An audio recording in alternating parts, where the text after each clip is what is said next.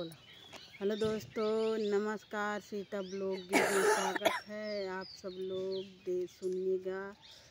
एक प्यारा सा छोटा सा कहारवा गीत है गर्मी के ऊपर। आप सब सुनिएगा तो ढेर सारा बहुत गर्मी लगती है। हम सब बगिया में बैठा है। देखा आशीर्वाद जरूर दीजिएगा। थोड़ा दिखाते हैं कैसे बैठे। देखो हमारे इधर का भैया, देखो देख रहे। हमारे यहाँ भैया जंगल बहुत जंगल ऊंच खाल है। जंगल के ऊपर आप सब लोग जितना हो सके उतना प्यार आशीर्वाद बरसाइए कि हम लोग की परेशानी दूर हो जाए।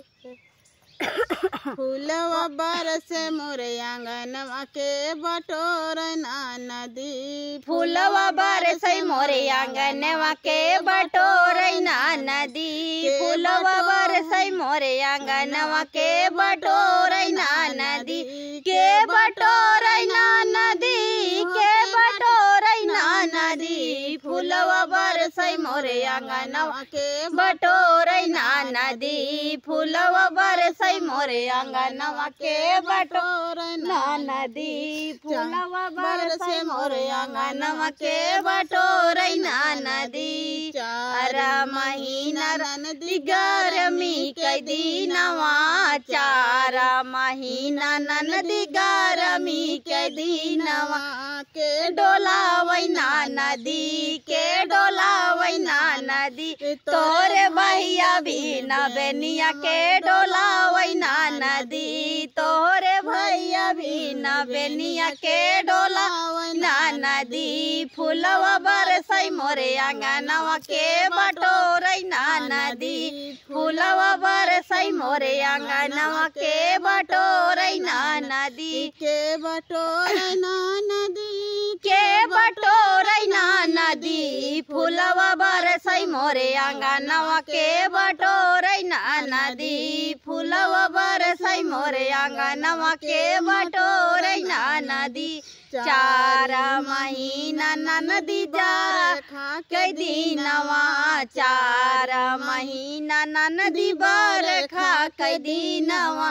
के छवावै ना नदी, के छवावै ना नदी। तोरे भैया भी न बखरिया के छवावै ना नदी। तोरे भैया भी बंगलवा के छवावै ना नदी।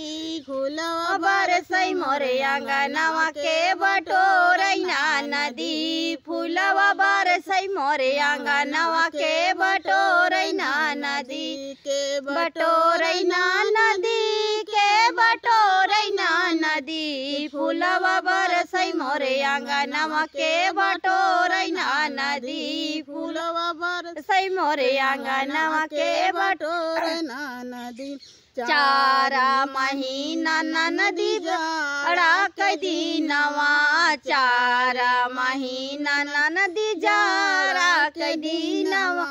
के ओढ़ावै ना नदी, के ओढ़ावै ना नदी। तोरे भैया बिन रजैया के ओढ़ावै ना नदी। तोरे भैया बिन रजैया के ओढ़ावै ना नदी। फूलवा बरसै मोरे आंगनवा के बटोरै ना नदी। फूलवा बरसै मोरे आंगनवा के बटोरै ना नदी।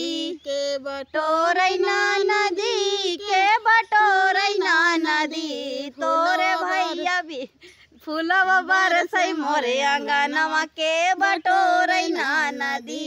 चार महीना नदी भूखिया न लागई। चार महीना नदी भूखिया न लाग। के खवावै ना नदी, के खवावै ना नदी। तोरे भैया भी न खनवा के खियावै ना नदी। फूलवा बरसै मोरे आंगनवा के बटोरै ना नदी। फूलवा बरसै मोरे आंगनवा के बटोरै ना नदी। दोस्तों सही सही बताना, अगर हस्बैंड नहीं ले रहते तो खाना कैसे खाया जाता, नहीं खिलाता किसी से क्योंकि हमने फीलिंग किया है।